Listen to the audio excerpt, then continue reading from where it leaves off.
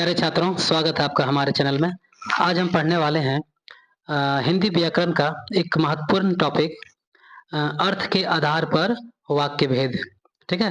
अर्थ के आधार पर वाक्य भेद। तो देखिए वाक्य भेद देखिए वाक्य क्या होती है, ठीक है? तो हम इसमें जानेंगे कि वाक्य के कितने भेद होते हैं अर्थ के आधार पर। ये आपके क्लास 9 के लिए इम्पोर्टेंट है और क्लास 10 में आप पहुँचिएगा तो आपको पढ़ना पड़ेगा रचना के आधार पर वाक्य भेद, ठीक है? क्लास 10 में। अब ये 9 के लिए टॉपिक है। चलिए देखिए कोई भी वाक्य किसे उसे कहते हैं जिससे कोई हमें अर्थ पता चले, सार्थक अर्थ पता चले, ठीक है? जैसे देखिए हम यहाँ पर लिखे हैं, मनुष्य एक सामाजिक प्राणी है। वह समाज में दूसरों से जुड़ा रहता है। वह दूसरों से बातचीत करने के लिए भाषा का प्रयोग करता है। इसके लिए वह ध्वनियों को निकालता है। इन्हीं ध्वनियों का सार्थिक समूह और शब्द वाक्य का रूप ले लेते हैं। वह प्रायः वाक्यों के रूप में अपनी बातें कहता है, ठीक है? तो इससे हमको पता चल गया कि ये जो सेंटेंस हम लिखे हैं, वाक्य लिखे हैं, इससे एक प्रकार का कुछ अर्थ निकल रहा है, ठीक है? कि मनुष्य एक सामाजिक प्राणी। अगर हम इसी को लिखते हैं, अगर हम यही लिखते हैं कि प्राणी सामाजिक है मनुष्य, तो कुछ अर्थ पता चलता? नहीं ना। तो ऐसा वाक्य होना चाहिए जिससे हमें कुछ अर्थ पता चले, ठीक है? समझ गए? चलिए, देखिए अब इसका परिभाषा देखते हैं, वाक्य भेद का परिभाषा क्या होती है, ठीक है? इसका वाक्य का देखिए, सार्थक शब्दों का व्यवस्थित समूह, सार्थक शब्दों का व्यवस्थित समूह जिनके माध्यम से मन के भाव विचार प्रकट किए जाते हैं, उन्हें वाक्य कहते हैं, ठीक है? जैसे देखिए उदाहरण में देखिए, पक्षी गीत गाते हैं, बसंत ऋतु आते ही फूल खिल जाते हैं, फैक्ट्रियां लगने से प्रदूषण बढ़ गया है।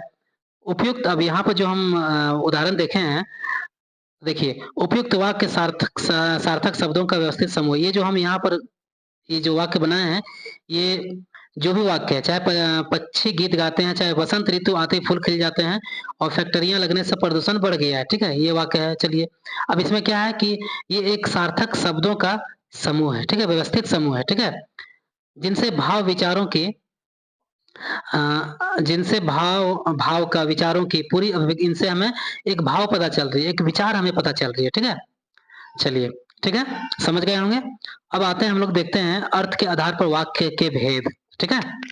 तो अर्थ के आधार पर वाक्य के भेद क्या होते हैं, ठीक है? देखिए, वाक्य में कोई सूचना दी जा रही है, ठीक है? या नकारात्मकता का भाव है, या फिर प्रश्न पूछा जा रहा है, या विस्मय विस्मय प्रकट किया जा रहा है, या फिर काम करने का आदेश दिया जा रहा है, ठीक है? या इच्छा प्रकट करने की इच्छा प्रकट करने के लिए कहा जा रहा है, ठीक है? उसे ही अर्थ कहा जाता है, ठीक है? इस आधार पर वाक्य के निम्नलिखित 8 भेद होते हैं। समझ गए? देखिए, अगर कोई वाक्य में हमको कहीं सूचना दी जा रही है या फिर नकारात्मकता का भाव कहीं पता चल रहा है और फिर प्रश्न भी पूछा जा रहा है, ठीक है? विस्मय प्रकट हो रहा है, काम करने का आदेश दिया जा रहा है और या फिर इच्छा प्रकट करने की इच्छा प्रकट की जा रही है, ठीक है? उसे ही अर्थ कहा गया है, ठीक है? मतलब वाक्य के अर्थ होते हैं ये, ठीक है? इस आधार पर वाक्य के कुल 8 भेद होते हैं। कितने भेद होते हैं? 8 भेद होते हैं, ठीक है? देखिए, आठों भेद के नाम हैं आपके सामने इस प्रकार से। आठों भेद हैं, पहला है विधानवाचक वाक्य, दूसरा है प्रश्नवाचक वाक्य, तीसरा है आज्ञावाचक वाक्य, चौथा है संदेशवाचक वाक्य, पांचवा है नकारात्मक वाक्य, छठा है इच्छावाचक वाक्य, सातवां है विस्मयावाचक वाक्य, ठीक है? और आठवां है संकेत वाचक वाक्य, ठीक है? चलिए, ये आठों भेद हो गए। अब हम आते हैं आठों भेद का हम एक एक करके इसके बारे में जानेंगे कि विधानवाचक वाक्य क्या है, ठीक है? निषेधवाचक वाक्य क्या है, ठीक है? प्रश्नवाचक वाक्य क्या है, विस्मयवाचक वाक्य क्या होती है, ठीक है? इसके बारे में हम डिटेल में जानेंगे, ठीक है? चलिए,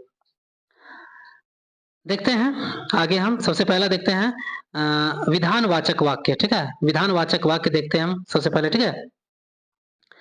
इसका हम थोड़ा कलर चेंज कर लें, कलर को, ठीक है? इसको हम बदल दिए। चलिए, ठीक है? देखिए, पहला विधानवाचक वाक्य, विधानवाचक वाक्य, ठीक है? मतलब असर्टिव सेंटेंस, इसे हम सकारात्मक वाक्य भी कह सकते हैं, ठीक है? देखिए, जिन वाक्यों में क्रिया होने, ठीक है, या करने की सूचना मिलती हो या इस प्रकार का सामान्य कथन हो, उसे विधानवाचक वाक्य कहते हैं, ठीक है? विधानवाचक वाक्य को सकारात्मक वाक्य भी कहा जाता है, मतलब पॉजिटिव, सकारात्मक पॉजिटिव वाक्य भी कहा जाता है, क्योंकि इस प्रकार के वाक्यों में कई वाक्यों में कही गई बातों को ज्यों का त्यों हम मान लेते हैं, मतलब ज्यों का त्यों मान लिया जाता है। ठीक है, चलिए ये बहुत ही इंपॉर्टेंट टॉपिक है, आप लोग इसे नोट डाउन कर लीजिएगा और हमारे चैनल को लाइक शेयर सब्सक्राइब जरूर कीजिएगा। ठीक है, और वीडियो को बिना स्किप किए हुए देखिएगा, फुल वीडियो देखिएगा। ठीक है, तब आपको समझ में आएगी, वीडियो छोड़ के नहीं जाइएगा। ठीक है, चलिए हमारे साथ बने रहिए। देखिए इसका उदाहरण देखते हैं, विधानवाचक वाक्य का उदाहरण है, पक्षी घोंसले से उड़ चुके हैं। पक्षी घोंसले से उड़ चुके हैं। कविता ने पाठ याद कर लिया है। ये विधानवाचक है, मतलब सकारात्मक में जा रही है। ज्यों का त्यों है ये। नदी में बाढ़ आई है। विजया ने दौड़ में प्रथम स्थान प्राप्त किया है।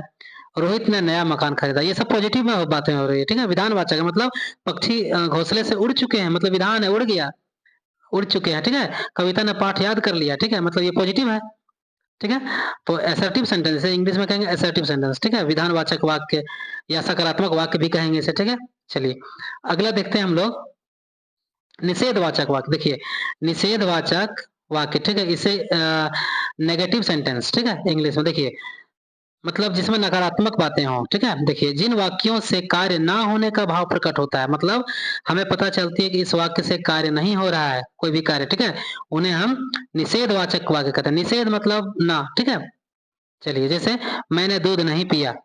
ठीक है, मैंने खाना नहीं खाया, तुम मत लिखो। ठीक है, ये हो गया नेगेटिव में बातें हो रही है। ठीक है, इसे हम कहेंगे निषेधवाचक वाक्य। ठीक है, चलिए अगला देखते हैं आज्ञावाचक वाक्य। देखिए आज्ञा से ही पता चल रहा है कि हम किसी को ऑर्डर देना है, ऑर्डर दे रहे हैं। इंपेरेटिव सेंटेंस, इसको कहेंगे हम इंपेरेटिव सेंटेंस। ठीक है, देखिए जिन वाक्यों से आज्ञा, ठीक है, प्रार्थना, उपदेश आदि का ज्ञान होता है, मतलब इससे पता चलता है कि आदेश दिया जा रहा है, आज्ञा दिया जा रहा है, या फिर प्रार्थना किया जा रहा है, उपदेश दिया जा रहा है। ठीक है, उसे हम क्या कहेंगे, आज्ञावाचक वाक्य कहेंगे। जैसे उदाहरण में देखते हैं, बाजार जाकर फल ले आओ। ठीक है, बाजार जाकर फल ले आओ, मतलब हम उसे आदेश दे रहे हैं, बाजार जाकर फल ले आओ। ठीक है, मोहन तुम बैठकर पढ़ो। ठीक है, आज्ञा दे रहे हैं। बड़ों का सम्मान करो, ये प्रार्थना कर रहे हैं, बड़ों का सम्मान करो मतलब उपदेश दे रहे हैं। ठीक है, चलिए अगला हम देखते हैं, चौथा नंबर क्या है, प्रश्नवाचक वाक्य। प्रश्नवाचक वाक्य मतलब इंटरोगेटिव सेंटेंस। ठीक है, देखिए जिन वाक्यों में किसी प्रकार का प्रश्न पूछने का ज्ञान हो, मतलब पता चले कि जिस किसी वाक्य से पता चलता है जब हमें कि कोई प्रश्न पूछा जा रहा है। ठीक है, उसे हम प्रश्नवाचक वाक्य कहेंगे। जैसे सीता तुम कहाँ से आ रही हो। देखिए प्रश्नवाचक चिन्ह लगा हुआ है, तो ये पता चल गया प्रश्नवाचक वाक्य है। तुम क्या पढ़ रहे हो, प्रश्नवाचक वाक्य लगा हुआ है। रमेश कहाँ जाएगा, प्रश्नवाचक वाक्य लगा हुआ है। ठीक है, इसे पता चला हमको प्रश्नवाचक प्रश्न पूछा जा रहा है। ठीक है, इस वाक्य के माध्यम से। चलिए अगला वाक्य हम देखते हैं, 5 नंबर क्या है, इच्छावाचक वाक्य। क्या है, लेटिव सेंटेंस। ठीक है, देखिए इच्छावाचक वाक्य।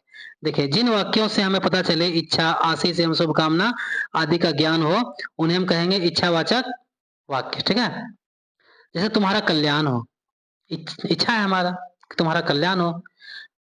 ठीक है, शुभकामना भी दे रहे हैं, है ना। आज तो मैं केवल फल खाऊंगा, ये हमारा इच्छा है, तुम्हारा कल्याण हो, आशीष है, शुभकामना है।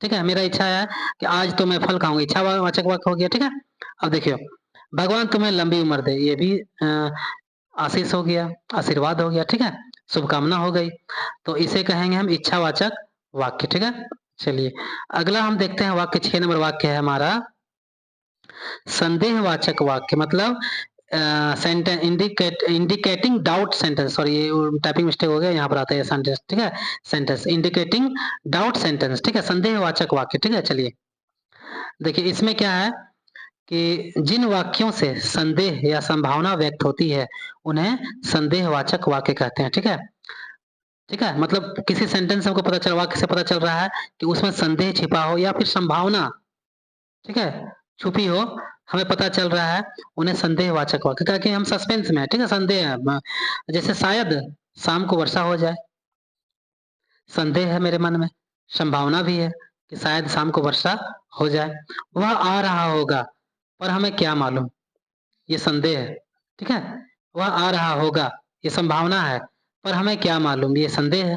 ठीक है, देखिए हो सकता है राजेश आ जाए, हो सकता है, संभावना, संदेह दोनों मिक्स है इसमें, हो सकता है राजेश आ जाए। ठीक है, चलिए 7वां नंबर वाक्य देखते हैं हम, क्या है 7वां नंबर, विस्मयावाचक। वाक्य। ठीक है, देखिए एक्सक्लेमेटरी सेंटेंस। ठीक है, देखिए जिन वाक्यों से आश्चर्य, घृणा, क्रोध, शोक आदि भावों की अभिव्यक्ति होती है उन्हें विस्मयावाचक वाक्य कहते हैं। जैसे वाह, जब किसी की हम तारीफ करते हैं बोलते हैं वाह, और ये चिन्ह लगाते हैं, इसे कहते हैं विस्मयादिबोधक चिन्ह बोलते हैं। ठीक है, मतलब जब किसी का आश्चर्य से निकले वाह कितना सुंदर दृश्य है, वाह जैसे बोलेंगे तो हमारा ध्यान रखिएगा ये चिन्ह लगेगा। ठीक है, विस्मयादिबोधक वाला चिन्ह लग जाएगा वाह।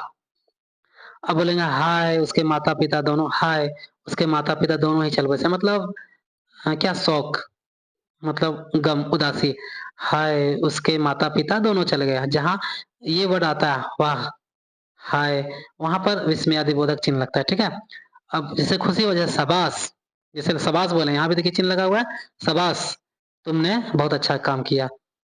ठीक है, तो विस्मयादिबोधक चिन्ह कहाँ कहाँ लगता है आप लोग पता चल गया आप लोगों को।